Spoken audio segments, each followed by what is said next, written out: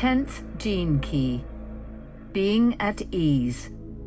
Programming partner, 15th gene key, codon ring, the ring of humanity.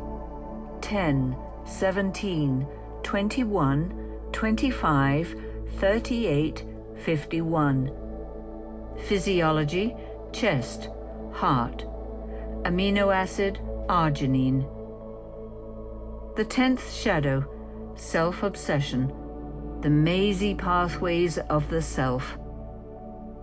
As one of the keystones of human individuality, the 10th gene key and its frequency bands point towards one of the deepest of all human issues, the notion of self-love. This intangible force within human beings begins life here in the 10th shadow, where it brings continual focus on your immediate environment, which is your body. This is one of the most primitive of all the aspects and archetypes within the human genome. At its shadow frequency, it tightens all your life force and forces it inward, which in the long run makes it one of the most mystical of the 64 shadows. It is here that the individual journey towards awakening and transcendence truly begins. However, this genetic centripetal force excludes other beings from your immediate concern and attention. In early hominids, this 10th shadow ensured individual survival, since it put the safety of its own vehicle before anything else.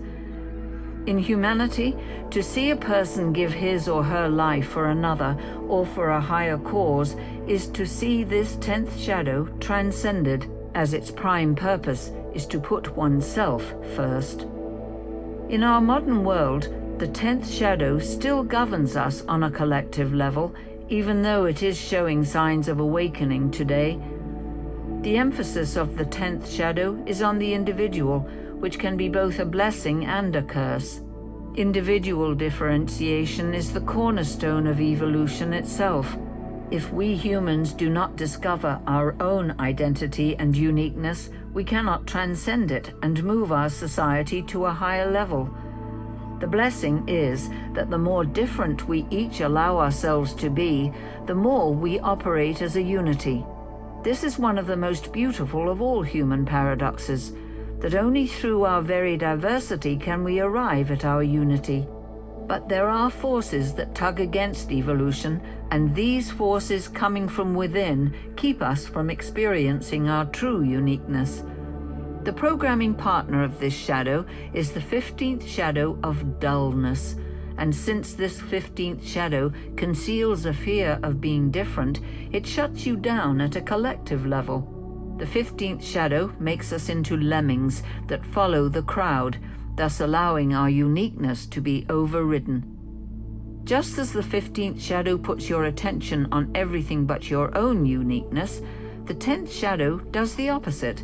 It makes you obsessed with your own uniqueness and how to find it and follow it. Thus, in the world today, we can see two main types of people: those who follow the crowd and those who try to escape the crowd at all cost. The 10th shadow does not and cannot consider anyone outside oneself. Through this shadow, you become so self-obsessed that you no longer see or hear the feelings of those around you. This makes it very difficult for other people to relate to you, even though you may feel that you can relate to them. Even though you may have many relationships, the truth is that you really don't have enough space within your psyche for the concept of others. Everything and everyone is viewed through your own subjective projection field, and this loss of objectivity can lead to only one result: it creates havoc in all your relationships. Through the lens of the 10th shadow, all you see when you look at others is people you would like to change. Thus you find it extremely difficult to accept anyone else for their uniqueness. In psychology and psychiatry, such self-obsession is known as narcissism, and in moderation it is considered to be an essential component of a healthy psyche. However, at the shadow frequency, such narcissism, like the legend it is derived from, keeps human beings endlessly trapped by their own reflection. Ironically, the more of an expert you become in the subject of the lower self, the further away you travel from your higher self. This self-obsession of the 10th shadow is driven by fear, and it is a very specific, unconscious fear. It is the fear of losing your identity. As one of the deepest of all human fears, this fear forces you into a pattern of trying to find out who you are in order that you might find some kind of permanent definition in life. This quest for your true identity is the greatest quest there is.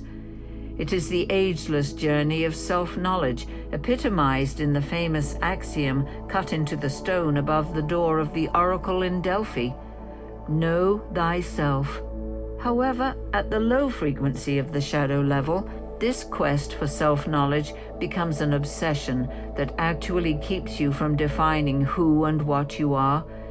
In your thirst to escape your fear, you create a journey that has no end, filled with drama and adventure perhaps, but ultimately one in which you never have to face yourself. This is the craft of the 10th shadow. It tricks you into chasing the shadow of your own reflection, and your very journey towards your true nature becomes your own net. In the modern Western world, self-obsession is everywhere.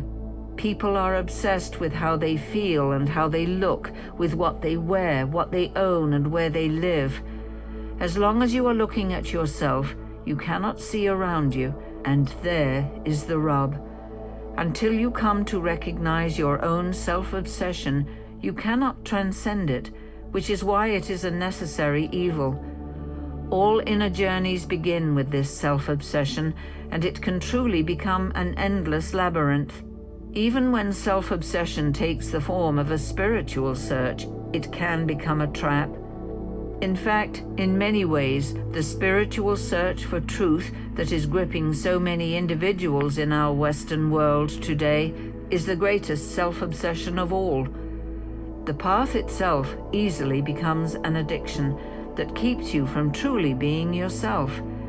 The more you look for your own true identity, the more ephemeral it becomes. All circular paths do eventually arrive at breakthrough. Those who tread the path of self-knowledge, the ancient Chinese name for this 10th hexagram of the I Ching is treading, will eventually escape the treadmill once they realize that what they are seeking cannot be found. This is a spontaneous revelation that can occur only when you have been well and truly lost in the mazy pathways of the self. No one can say how long it will take for such a revelation to dawn, since it differs from individual to individual, but it cannot be faked. The true revelation that comes through the 10th shadow leads inevitably to the creative explosion that emerges through the 10th gift of naturalness. Repressive nature, self-denying. The introverted nature of the shadow of self-obsession is to deny oneself altogether. This kind of reversal of the energy of self-obsession becomes entirely centrifugal and focuses on everything and anything but oneself. These are people whose lives are lived for others and through others. However, such martyrdom does not have a positive spin and cannot serve evolution. These lives are made up entirely of compromise, in which those who deny themselves become like zombies for the collective. Although this kind of language may sound shocking, a huge majority of the world population lives like this, with no real self-love and no true center or heart within themselves. These people are the prime targets for the great world religions. Their self-denial does not allow them to recognize the divine within themselves, finding it far easier to project such an authority outside them. Reactive nature, narcissistic. When the self-obsessive force is externalized through the reactive nature, it becomes truly narcissistic in the sense that it excludes all others.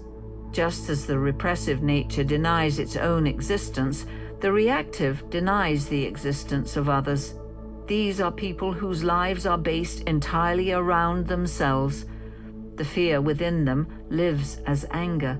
They project their fear of losing their identity onto others and onto society in general. Such people cannot yield any part of themselves to others.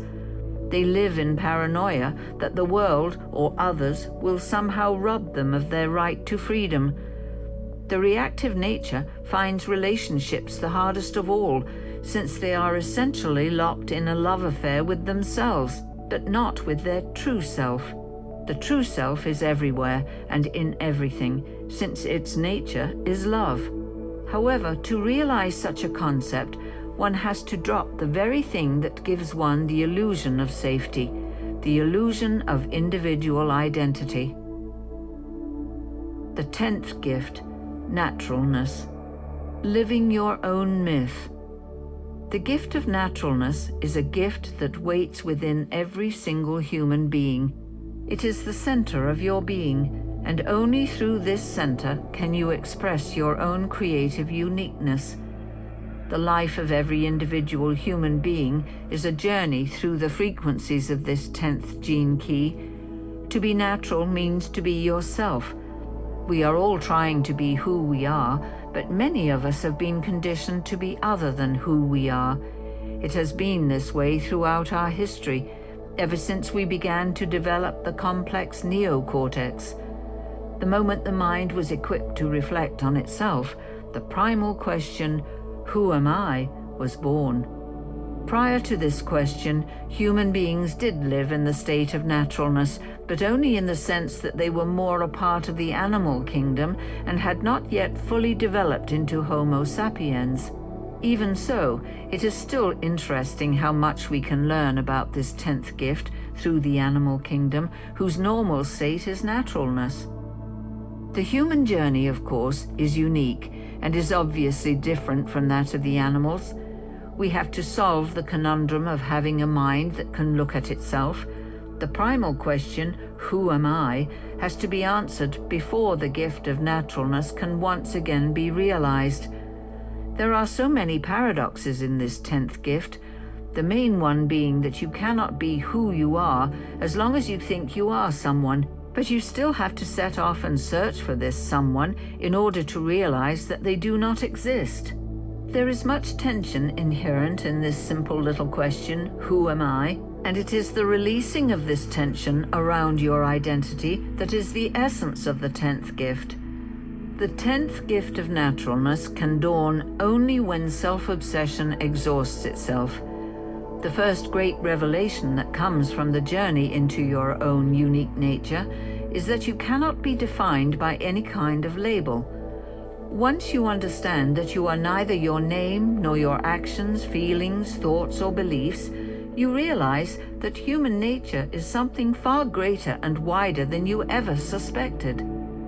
At the gift level of frequency, there is a huge releasing of energy through your being and out into your life as all attempts at defining who you are begin to subside. The usual manifestation of this energy is an intense creativity coupled with a new sense of playfulness. You lose your sense of identity and simultaneously begin to feel centered in a wider context. The gift of naturalness cannot be practiced, copied, or systematized. It can only emerge through a rising sense of inner freedom and spaciousness. This sense of increasing ease and relaxedness in your life tends to follow an age-old archetypal sequence that appears to be universal. As we have seen, this process, which Jung called individuation, begins with the question, "Who am I?" This question, which may also appear in different guises, such as "Why am I here?" or "Why am I doing this?" kick-starts a process of inner questioning about the purpose and meaning of your life. The second phase of becoming natural tends to be a deep inner questioning and questing in which you isolate yourself in some sense from your previous responsibilities and give time and space to understanding your own nature more. For most people, This phase lasts a long time, and it is also the phase during which most people become stuck in the lower frequency of self-obsession, falling in love with the endless quest for self-knowledge. At a certain point, however, this phase gives way to a natural collapse and a subsequent letting go of all searching as you realize the futility of trying to find something that is clearly indefinable.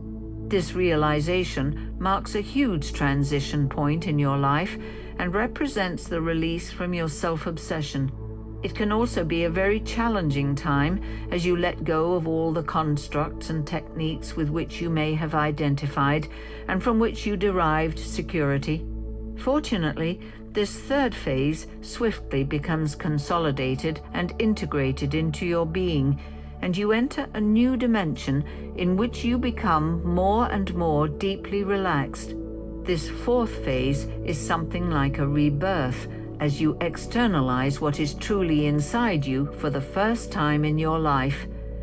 It is a time of deep joyousness and purpose, and it is only as you find this sense of relaxedness that you begin once again to feel truly natural.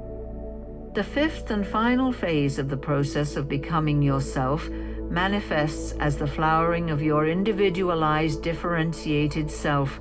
This is when you hit the peak of your own mythology and bring something entirely new into the world, based on the high principle that has always lain latent within you. This final flowering of your inner being manifests as a challenge to the current norm, since your true nature is always found at the cutting edge of evolution. The idea, whatever it may be, represents the true beauty within the individual finding expression in the world. Throughout this work, there are references to the hidden chemical pathways within our DNA. These genetic networks are known as the 21 codon rings, and they contain many mysteries.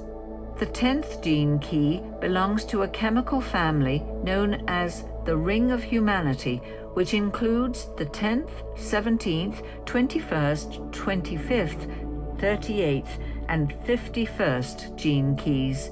As one of the most complex codon groups, this chemical family holds the keys to the great mythic storylines from all cultures. These 6 gene keys encapsulate all the mythic elements of what it means to be a human being. Wounded from the outset, 25, you must do battle with your shadows, 38.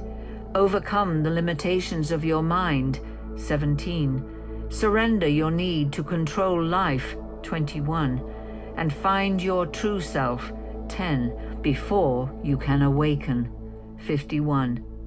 You can see from this very profound grouping how deeply bonded we humans are by the same basic dramas.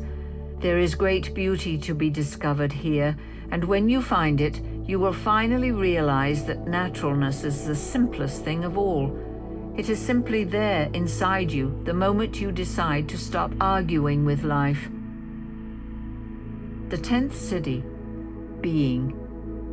Divine laziness. When the differentiated self has manifested its highest expression in the world through the 10th gift, one final surprise lies in store. There is a 6th phase to the process of becoming yourself that brings an end to the whole notion of self-knowledge. In a sense, it is a return to the stage before you ask the fateful question, who am I? This 6th phase is the 10th siddhi of being.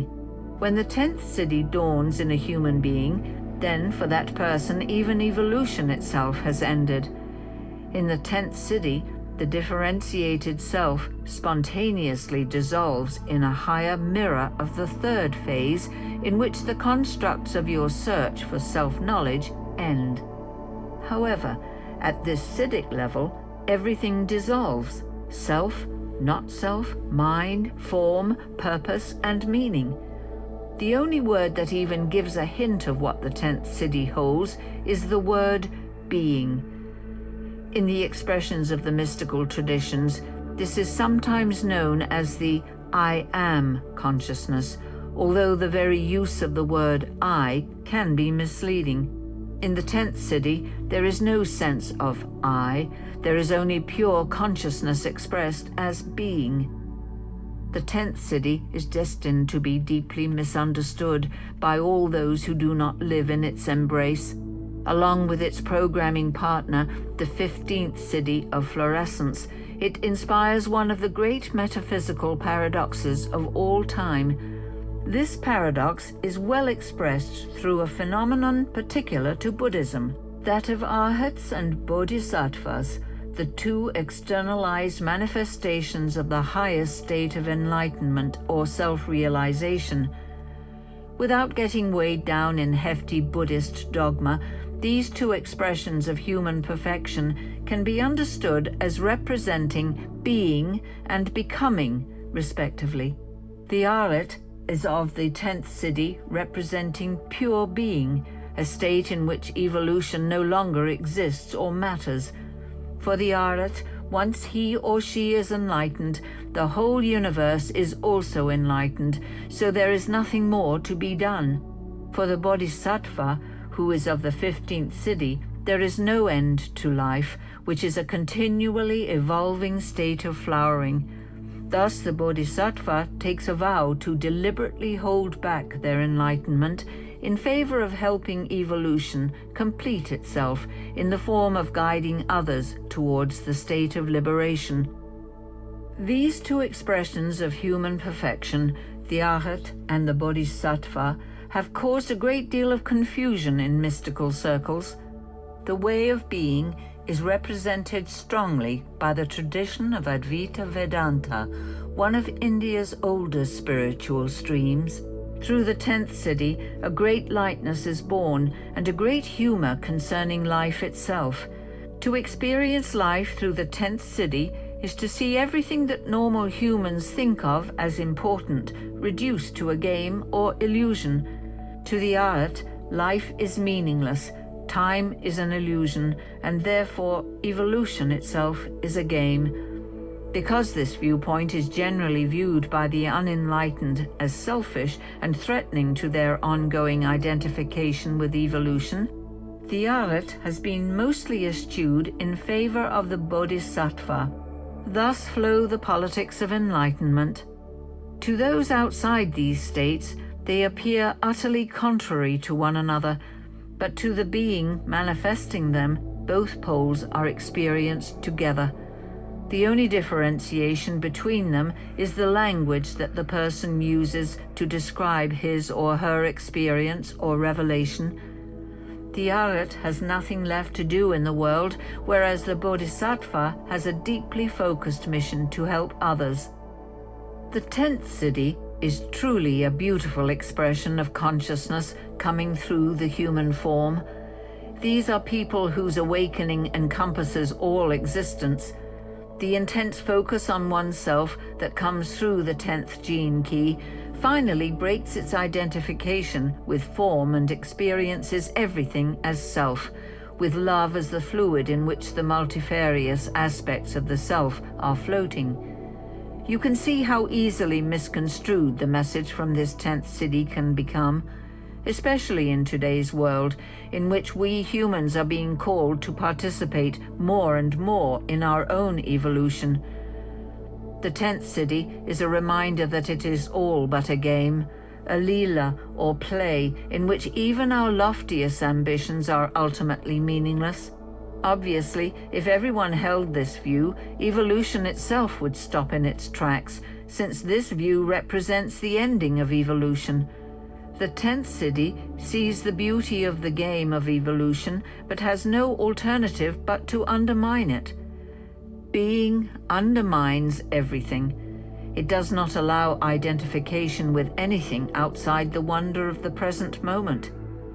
To the person who has entered the mystery of the 10th city, the two poles of being and becoming are one. It is their revelation to rest in the true nature of being, and at the same time bear witness to the effervescent flow of form becoming more and more complex through evolution. The outer destiny of each person is governed by the primary gene keys that are genetically wired inside them. Thus, it is the primary siddhi that determines the language and style of a particular enlightened manifestation. It is perhaps understandable then, and also a little sad, that the 10th siddhi has been judged so unfavorably by metaphysicians for some time now. The powers that be do not want people to sit idly by and dream away their lives in the divine laziness of being. Those quieter days of the arhats have been superseded. The modern-day view that holds favor is that of the evolutionist. Today we are obsessed by evolution, by where it is taking us and whether we can control our own direction as a species. At times of potential crisis, like the time we are moving through today, being is seen as doing nothing. If we are to survive the next few centuries, there are things we must do. To the one within the 10th siddhi, there has never been anything to do, because there is no one to do it, so why all the fuss about our future? Being is the nature of consciousness in form, and it has no agenda or direction. It simply is. In that simple statement lies a power beyond all comprehension, and it establishes the 10th siddhi as the sleeping giant within the human genome. Nothing has more power than being itself. We would each do well to remember the nature of being that rests behind all the dramas of the world and our individual lives. To rest unattached in the supreme state of being, whilst at the same time participating in the adventure of our evolution, is quite possibly the greatest task that the humans of the future will have to master.